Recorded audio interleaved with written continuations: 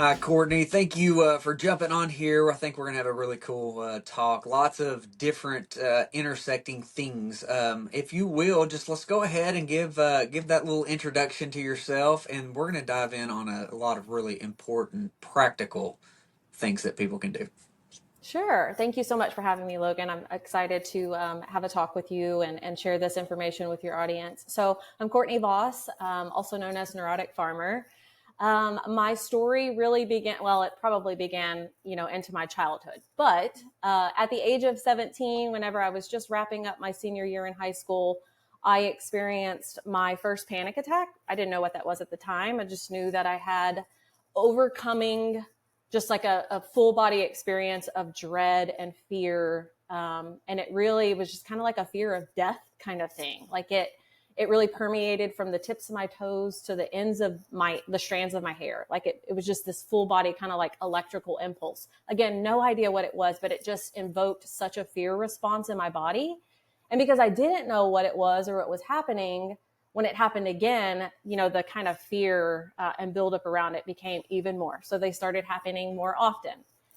And whenever I was 18, because they had continued to happen, I went to the only person I knew that might be able to shed some light on this. And that was my grandma, who's always been my person. But my grandma worked for a psychiatrist for decades. So I went to her, kind of told her what was going on, and she did the best thing that she knew at the time. And that was to schedule me an appointment with her employer and just kind of like have him, have a look at me.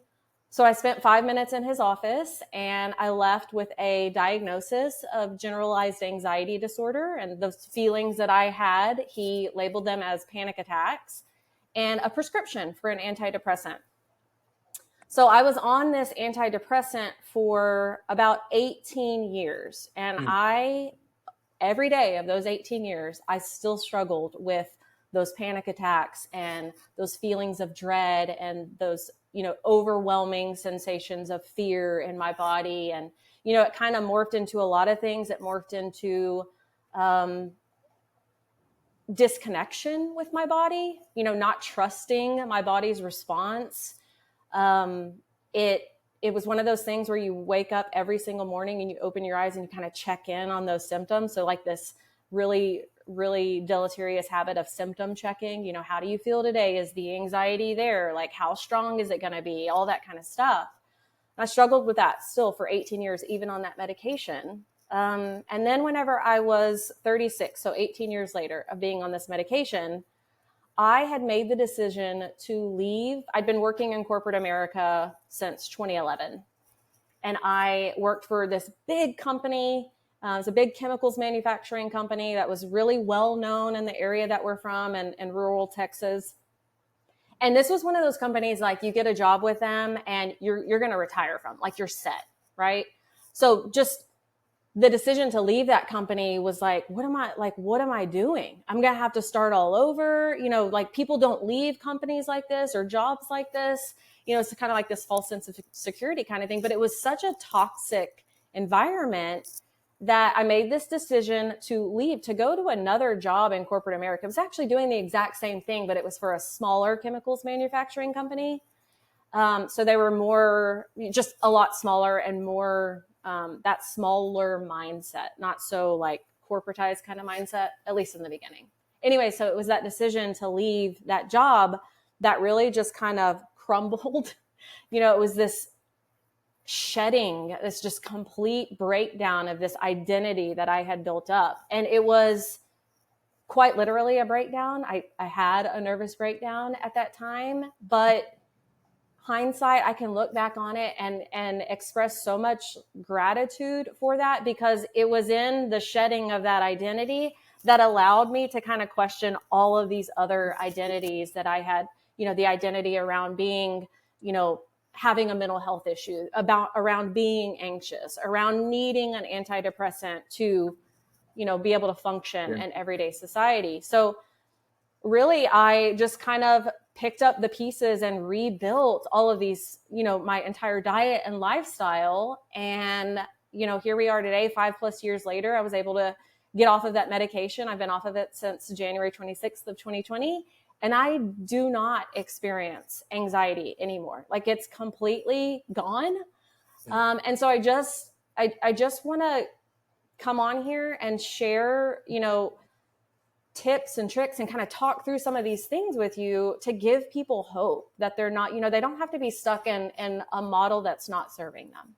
Right. No, that's beautiful. So, like, just the reality of where we are right now is we have a mental health epidemic. Like everybody I know is on some sort of a pharmaceutical to deal with anger, depression, anxiety, you on and on and on, right? Yeah. So let's go into a little bit of what what's really causing it too, right? Like, because this is where it's taken me, I don't know, I'm like 6 years into this of just like trying to really understand the nuts and bolts of what's going on, and it's the environment. The environment is absolutely messing us up, and I want to get into food and stuff later, but like it's our environment. And so like we can see behind you, you've had hummingbirds flying across, you got a big banana tree. You are in Costa Rica. I think that this is massive, right? This is a massive impact. So let's go into more of those causes. In corporate America, in an office, on a blue screen, under fluorescent lights, LEDs in your face, not being out in the sun like we should be. Possibly a geopathic stress zone that you were living in Texas. So Yeah. go into what you found on why that may not make me as crazy as I just sounded. Well, all really good points. I didn't actually come into everything that you just mentioned until, maybe 2-3 years ago. So I had really, really amazing, just by changing my diet alone and getting rid of all of these like inflammatory foods, that gave me enough leverage to come off of the medication. Now, when you do that, I'm not trying to downplay it. There are bumps in the road, and it is a lot like peeling an onion, this healing journey. I wish I had known about a lot of the things that you talked about at the very early on, because I know strategies and tips now that I could have employed along with the diet that probably would have moved the needle a lot faster. Probably Absolutely. not. I incorporate those things in with my clients now, and it moves the needle so much faster and farther than just diet alone. But so at the beginning, I think for me, a lot of it, so I describe myself as one of those kids that grew up with like Dr. Pepper in their sippy cup. Like everything I ate came from a box or a plastic package, unless I went and visited, my aunt or something like that, and she would give me, other kind of stuff. But so I really think a lot of it in my case was inflammation. But what do we know now about inflammation? Just outside of the dietary model, it is literally everything you just mentioned. I was working in corporate America where the environment was, and before that I worked in a hospital system. So almost exactly the same kind of environment as corporate America. You are saturated with non-native EMFs, artificial lighting, all above your head, multiple screens because you need them for the type of work that you're doing to run models and trends and all that kind of stuff. You're in this environment where everything's run off of Wi-Fi and all of these different technology systems. And all of that is really triggering of an inflammatory response. So I don't want to minimize it and just say that the food was my issue, but that did allow me to come as far as I did. So no, I don't think you're crazy at all. And so much so that I really predominantly focus on mitigating a lot of those things that you just mentioned in the work that I do with clients. And really the nutrition, it doesn't have to be like I did a ketogenic diet, and then I did an animal-based diet. So strict carnivore and then more animal-based, which is still what I am to this day, but just because I enjoy it and it's satiating and I think it's the most, nutrient dense. But I don't really have to focus on that so much in the work with my clients if I'm addressing these things first, if I'm addressing their lifestyle, if I'm addressing their work environment, if I'm removing all of that crap from their bedroom so that they can actually get good quality restorative sleep at night. So no, you're not crazy. You're not crazy at all. You're right on the money.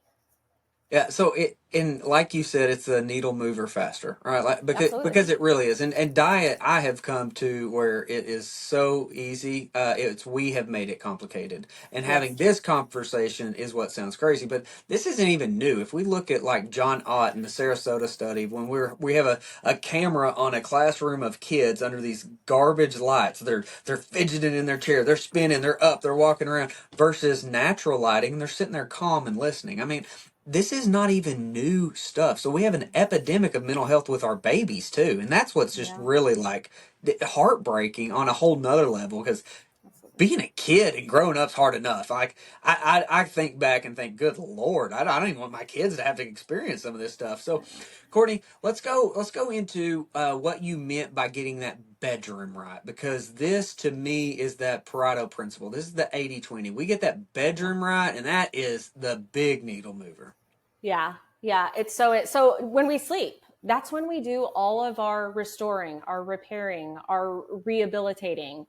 And what I see a lot in my clients is these kinds of habits that they've fallen into where they're blasting all of the overhead lighting before they go to bed. They're on their screens. They're, eating 30 minutes before they hop into bed. So it's all of these behaviors that really kind of ramp up cortisol, which when you do that, you suppress melatonin, and melatonin is what we need to run all of those programs that I just mentioned while we're sleeping. So one of the first things that I have my clients do is the blue blocking glasses. That is such a low hanging fruit. That wearing the blue blocking glasses at night, turning off some of those overhead lights, and really kind of prioritizing. If you need to have a light on, do more of like an incandescent bulb and then down lighting as opposed to overhead lighting. When we're using these overhead lights, we're really signaling to our brain that it's the middle of the day, just not just by the spectrum of bulb that we're using and LEDs and stuff like that, but just the position of the bulb being, right there at solar noon. So we're telling our body with these overhead lights and these artificial lights that it's noon when it's really 9 o'clock at night. So if we can just change out the bulbs to something more broad spectrum, like an incandescent, and even dropping it down lower on the ground so that it's more, coming from the bottom as opposed to the top. But the blue light blocking glasses, if you have to be on technology, turning your camera or your screen red, that's not going to get rid of everything. So, I want people to understand that there's still a risk there, but it will kind of help with some of that, lux and that kind of stuff that you're getting into your eye. That's a really good place to start. Really low hanging fruit for some of my clients. And then, keeping the bedroom temperature super cold. And I'm here in Costa Rica, and you hear this quite often where it's like, oh, it's the climate is such that you don't need air conditioning. I call bullshit. you absolutely need air conditioning, not just to kind of mitigate some of the humidity in the air and mold, but because your body, you go into such a deeper sleep when your bedroom temperature is low. Um, yeah, does that help at Yeah, no, all? that helps. I think, Yeah. another huge offender is the bathroom. So like when we have to go to the bathroom right before bed, and we go in, we flip on the Yes. vanity lights and it just blasts you. So some sort of like the little red night lights Mm-hmm. in a Yep. bathroom. Got one There we right here. go. Yeah. Right. Yeah, that's a big one. And so like I get to watch this through the kids on how they don't even think about it, right? They'll go to the bathroom, they just flip on a light. Yeah. And we know how that disrupts the melatonin, cortisol, the full hormone aspect that's going on. I think that's brilliant. But I think also like thinking about how bright a bedroom is even at night with all those little bitty tiny little blue lights, the Yes. TV, the little even the little red light on the TV, like there's Yeah. different things that just light up a room. So what kind of advice do you give about that? Always have black electrical tape with you. We actually had to bring a roll with us when we came to Costa Rica because of what you just said. People tout these like, Airbnbs will tout like, oh, it's a fully smart home. Well, that's a huge turnoff for me. You've got Yeah. those lights everything everywhere. Everything's running off of Wi-Fi and Bluetooth. So if you travel with electrical tape, you can just take little slivers off of that and put it over each of those little red or blue indicators, which are pervasive in our environment. But that's absolutely true. If you are laying in your bed at night and you hold your hand about 6 inches away from your face, if you can see your hand, your room is not dark enough. So either do some more light mitigation or wear a sleep mask to really encompass that really dark lighting so that we're not interfering with our melatonin. I think that's great. And something that goes way farther than even the blue blockers, and I'm a huge fan, I agree with you wholeheartedly, is that we have all these photoreceptors in our skin too. And so, Yep, like, just because you block those eyes, don't mean that we're blocking the light from affecting our biology. It's, absolutely. so like, if we have movie night with the kids, I make them actually be either completely covered or even wear long sleeve Good. pajamas and glasses, right? And so Yeah. there's a lot of little nuances there, I think, that are extremely important that we probably just don't talk about enough Yeah. as well. So let's start our day. Okay, how is an appropriate way? And I'm so jealous you're in Costa Rica. Like we're in Arkansas. We had like 30-degree morning right now, and I'm like, it's beautiful during the day, but the mornings are brutal. And so how do we need to start that day to set up the better sleep? Yeah. So being here in Costa Rica, as you probably know, you have the stability and the consistency of every day the sun starts rising at 5:30 and every day the sun starts setting at 5:30. So I have 12 hours no matter what time of year it is, where I have consistent sunrise and I have consistent sunset. So it's going to be a lot easier for me than maybe someone, where the time changes and you have more seasonality than we do here in Costa Rica. But so the first thing that we do when we wake up here in Costa Rica, which is usually around sunrise, is pop outside. Immediately getting that natural sunrise in the eyes is so, so important. Now, where my clients will get kind of hung up here is they're like, well, how much time do I need to spend outside? I need to start. It doesn't have to be anything crazy. Just start with 3 to 5 minutes. If that's all you can give me, I will take that. And it will still be a massive needle mover. The other thing that you can do is, if you're not in a place like Costa Rica and you really have to kind of get your day started earlier than maybe when the sun rises, which is quite common, is, make sure you're wearing your blue light blocking glasses before, if you're having to do stuff in your home with lighting on before the sun has risen. And then when the sun starts to rise, if you need to be like in your bathroom getting ready or in your bedroom or something like that, if it's an east facing window, just open the window and allow those rays to come in through the screen or, through that window. You do have to open your glass. It doesn't work if it's through the glass. You've got to actually open the window. But even something like that can be super, super beneficial. But it's not just about sunrise. So that UVA window, which is about 45 minutes to an hour after sunrise, depending on your location, is so, so crucial for hormone balance, neurotransmitter balance and building and those kinds of things. I'll give you a really cool story. So, well, not so cool to begin with. Also, whenever I was 17, I started abusing birth control. So when I say abusing, I mean, I used it in such a way that I found out I could take it and not have a period, right? So completely suppressing, Yeah. the female mechanisms of the body. And I did that until, again, I was 36 whenever I overhauled everything. So for how many, 24 years? No, 19 years. I did not have a period. Well, I didn't even after 36, but whenever I was 36, I decided to get rid of the birth control that I had been using since the age of 17. So all that time, never had a period.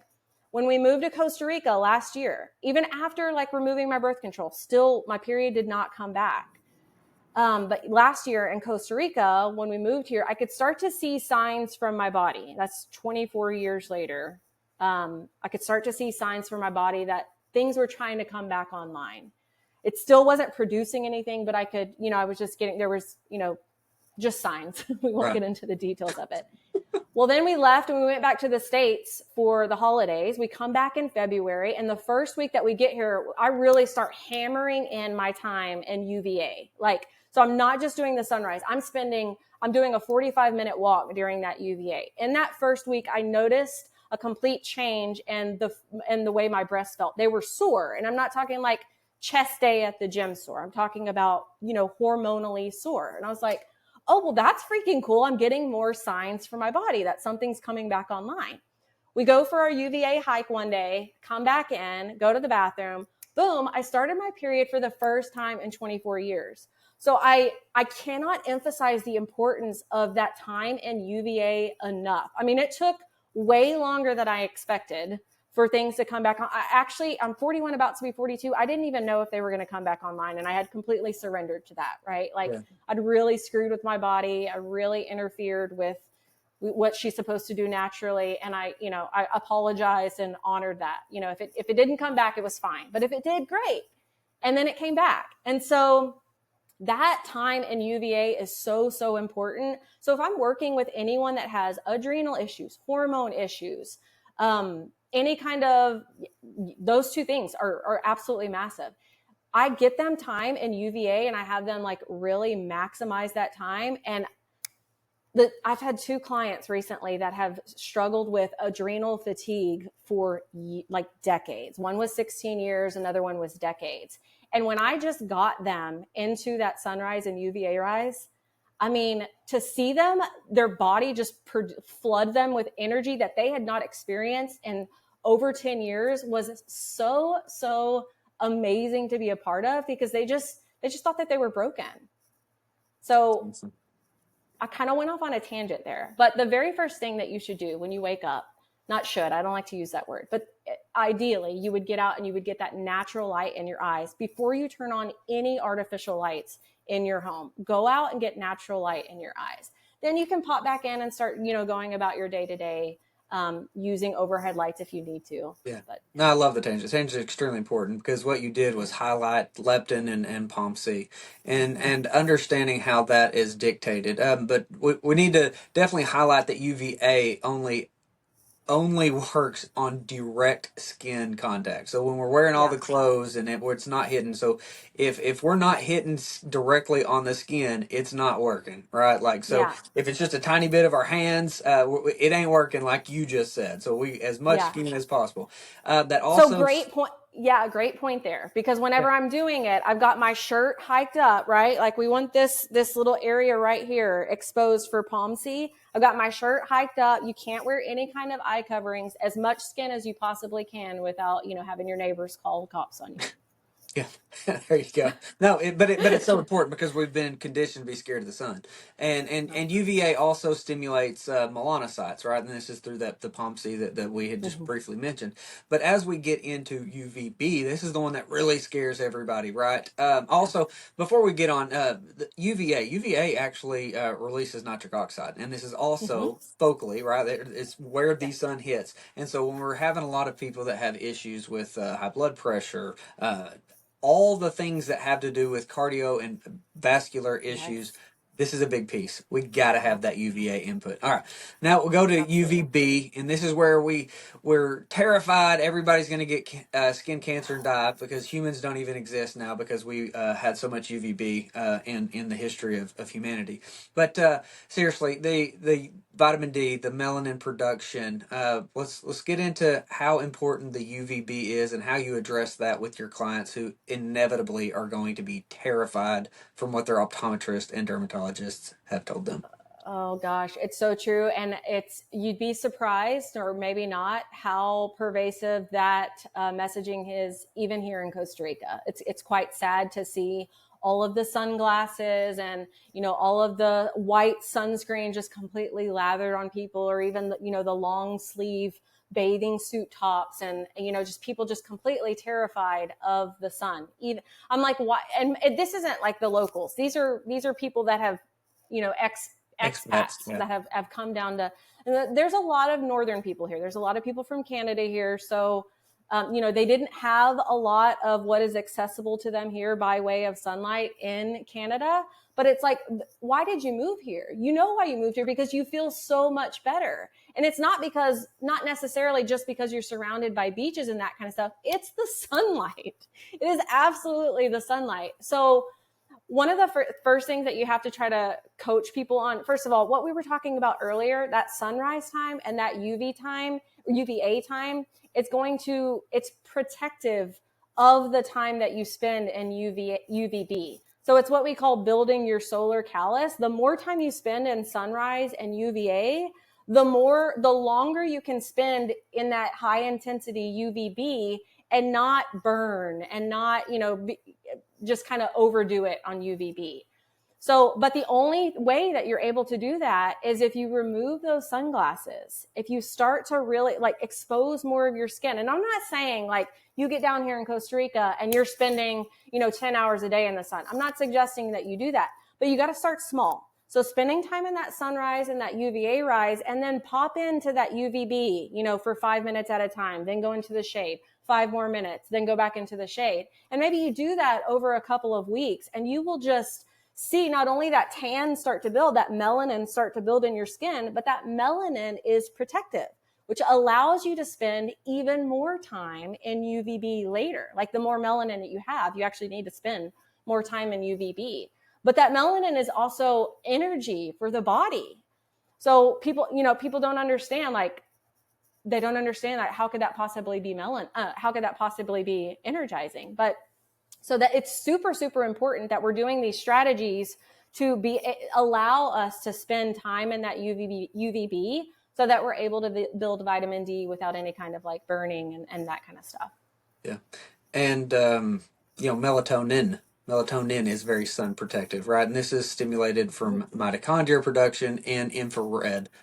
And we are getting absolutely bathed in infrared in the shade with the light bouncing off of those green, I keep looking at those banana trees thinking, why am I in Arkansas right now? You're just Come getting on. coated, right? You're just getting bathed in infrared, and that produces Yeah. this melatonin. It is also sun protective along with melanin. So Yeah. I love that. I think it's very practical, easy to understand. We just need the whole transition, right?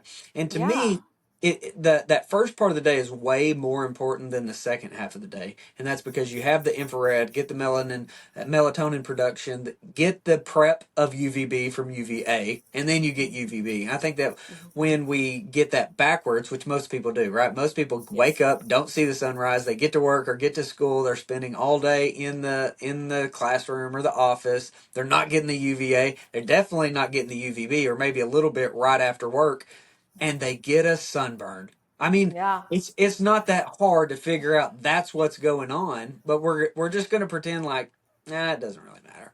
And we blame the sun. I know it's heartbreaking, and there's a lot of energy expenditure trying to get people to understand that.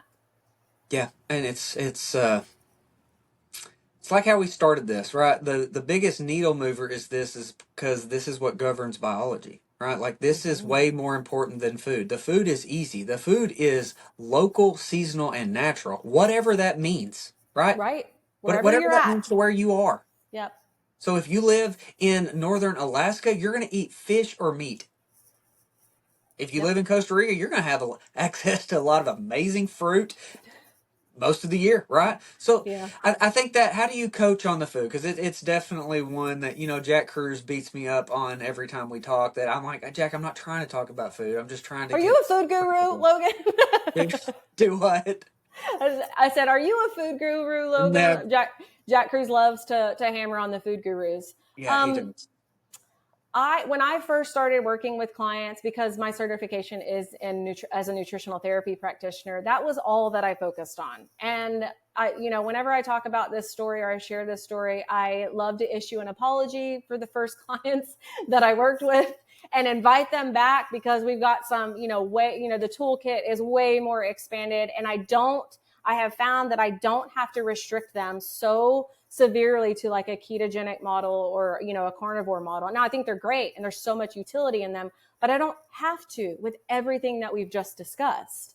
So I predominantly coach, or at least I start off with, there's nuance to it depending on what the client's presenting with, but I tend to just focus on the organic, local, and seasonal for wherever you're at.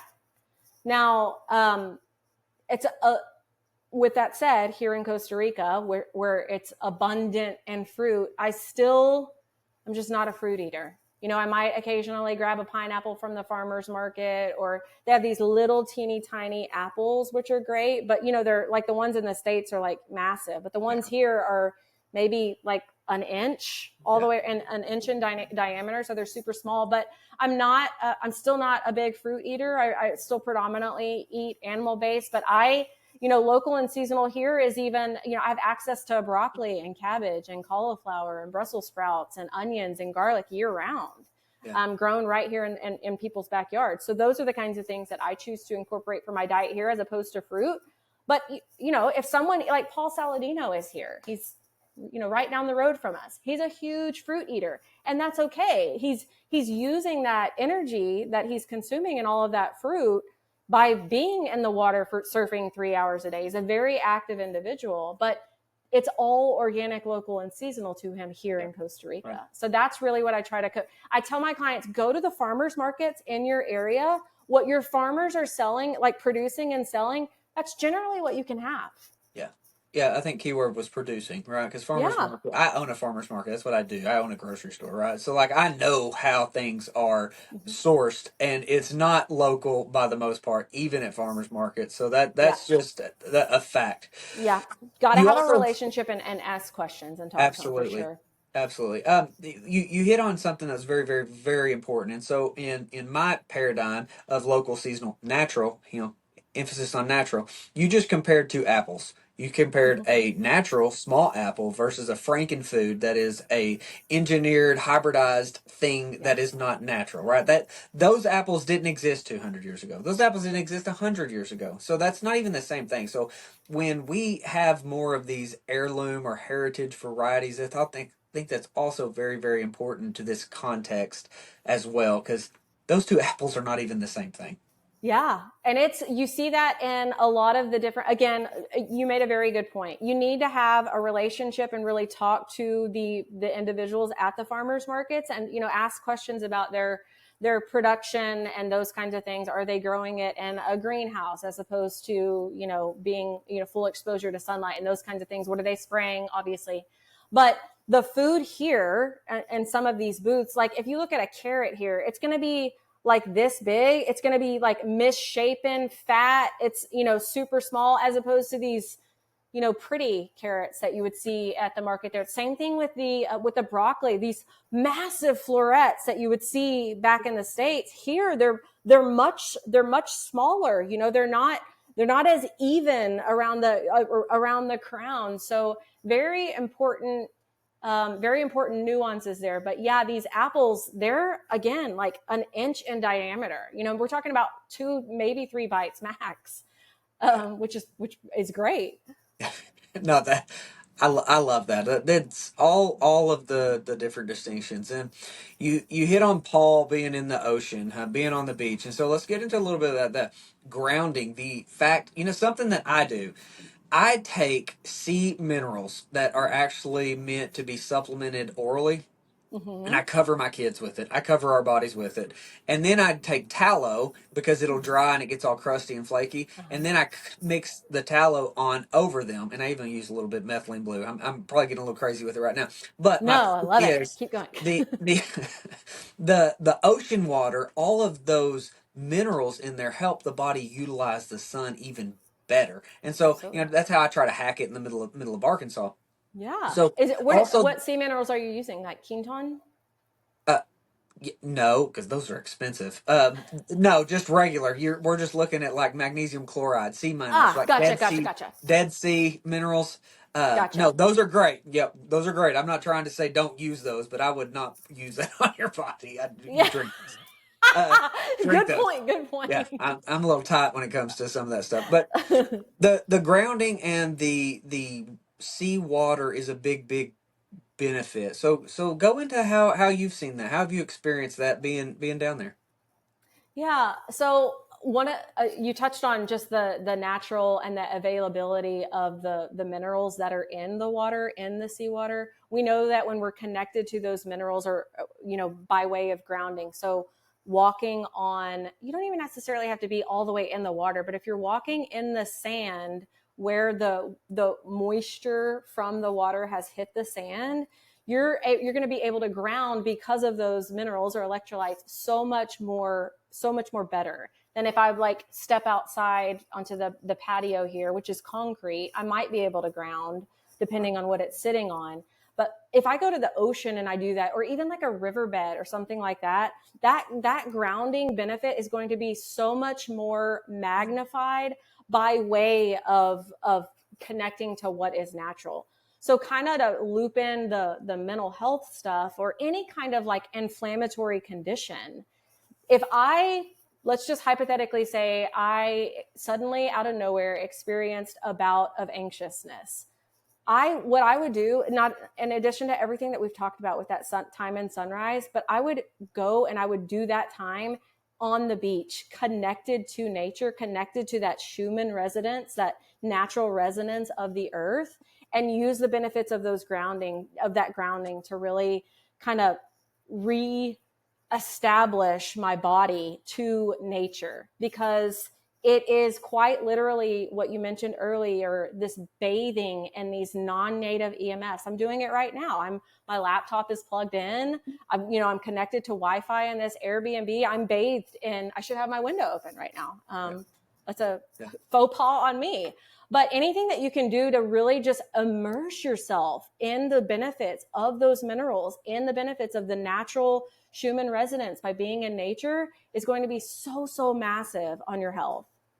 I love it. Yeah, I love all of it. Are you, well, before we get in there, so the rabbit trail of metenkeflin is absolutely phenomenal, especially in conjunction with this mental health aspect, because it is a protein. It's derived from palm seed, and then we will get into the endocannabinoid system, right? So it's like an endogenously produced way to mitigate endocannabinoid system. So you will love that, especially if the mental health is your focus. Are Yeah. are you I'll have to look into that. using any cold thermogenesis in your clients? It depends on the clients. If I'm working with adrenal clients, and I do have quite a few of those, I won't dip them into like a full plunge. We might start with like a cold shower or a cool shower, depending on where they're at in the States. Or I might have them, put their hands in, put their feet in, do face plunging. So if I'm working with, a metabolic condition or mental health kind of stuff, I might move them in a little bit faster, but I don't want to stress them too much if I'm working with an adrenal client. I absolutely do use it. There's just nuance to it. I personally have access to a wonderful place here in Costa Rica that offers cold plunges, so I will do them occasionally. My husband and I just went to an event this past Friday, and did some cold plunging there. It was done in the evening, which is not my general recommendation. I prefer people do it earlier when Right. UV is Yeah. present. Definitely hits different when you're doing it after the sun has set. But yes, it's a very important piece of the protocol, of people's protocols, especially like where nervous system is involved, nervous system dysregulation. Yeah. No, I absolutely hate it. I despise every second of every time, and just That's try my even just husband. trying to work your way up to it. You feel amazing afterwards, but it's like it's rough, but it is so important. And I think, cancer's my world, right? Cancer's my Mm-hmm. focus. And so to me, the sun and cold are absolutely crucial pieces that we're missing in helping people overcome cancer, and they've got to be addressed. I mean, that's what we're trying to do, right? Like that, that's Yeah. that's why we have these kind of conversations. So I'm glad that you're using it. It's fun. It's a hard sell because it's rough. I mean, nobody enjoys it. I've never met anybody. I just love sitting in the cold water. Like nobody ever. I do enjoy it. I really do enjoy it. I don't enjoy it again after sunset, but during the day, whenever it's really hot and you've kind of like maybe superheated in a sauna, it certainly makes it a bit easier. But I do wonder, and I don't know this, maybe you do. I do wonder if that I've never gone and looked to see what my haplotype is.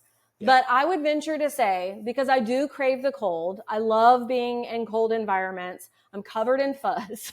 I do wonder if my haplotype is You're such uncoupled. where, exactly. That's me. Whereas my husband, who is like you, who just the thought of it, he's like, no, hell no, absolutely not. Like this past weekend, he got, he got in, he looked over at me in the plunge next to him and he was like, F this, get me out of here. And he popped back out. I mean, it wasn't even 3 seconds. But Yeah. so I'm like, but he'll hold a tan really long. So I feel like Yeah. he's coupled and I'm uncoupled, but we've never tested. So do Yeah. you think there's some validity to that? I mean, it's definitely on how well you tolerate it. I think some of us are going to be uncoupled and we just hate the cold anyways. But yeah, that's just part of it. Just we've lived an entire existence not having the extremes, right? And like, so for me, like, we have cold in Arkansas, but it's not like something we can't hide from, and we can't get away from it easily. Yeah. But no, it's just such an important modality. It's just, going and swimming in a creek, going and wading in a creek, just being Yeah. exposed to those extremes, I think is just really, really important. So, Yeah. well, what else you got? What's you want to talk about the farm? Y'all still have a farm? Is it in Texas? We do have property in Texas. We call it a retired farm. It used to have cattle on it, used to have beef cattle on it years ago. So when we bought it, it needed a lot of rehab. We bought it, and I think in 2021, when we were still immersed in the corporate America environment. It was in the height of the pandemic, and food was such an issue at that time. We were being, sold these stories like we're not going to have access to good beef. We're not going to be able to have, eggs and all of that kind of stuff. You couldn't keep anything on the shelves. And so we had been looking for property, but we found this 43 acres. We bought it. I think in 2022, we raised our own meat birds during that time. So we had got 30 of them, 29 made it, raised them up, and we didn't sell them. We just ate them for ourselves. But that was our only stint as farmers. Hence Neurotic Farmer. That's really, really where that came from. We had a lot bigger plans for that property. And then we decided we're leaving corporate America. So we still have it. It's still there. We call it Bitcoin Ranch right now. It's for sale, but we're not in a rush to get rid of it. But yeah, so not much to really touch on there. I would love to have that still be a part of our life, but unfortunately it's just in an area where it is completely surrounded by chemical plants, and that's just not an environment that we want to live in. Understand. Yeah. So yeah, probably not going to be the place for us, but that's okay. Doesn't mean we can't find something else. We'll head back to Texas, and we can always find something else. But yeah. Absolutely. Now I just say with the Neurotic Farmer, since I'm not an actual farmer, that I plant seeds of hope. There you go. I love it. I always love seed analogies, for sure. Yeah. Well, Courtney, tell everybody where they can find you, where they can connect and interact and follow along. Yeah, I'm everywhere at Neurotic Farmer, YouTube, LinkedIn, Instagram, a little bit on Facebook, not so much, not on TikTok at all. So yeah, you can find me at neuroticfarmer.com. I love it. Well, thank you so much for taking the time to visit and lay out some really, really easy to follow ways of going about this. I think it's a big deal and a huge, huge impact. So thank you. Thank you so much, Logan. And I really appreciate what you're doing and the information that you're sharing with your community. You've had some really, really important conversations that are much needed. So I look forward to seeing your channel continue to grow. Thank you. Appreciate that. You're welcome.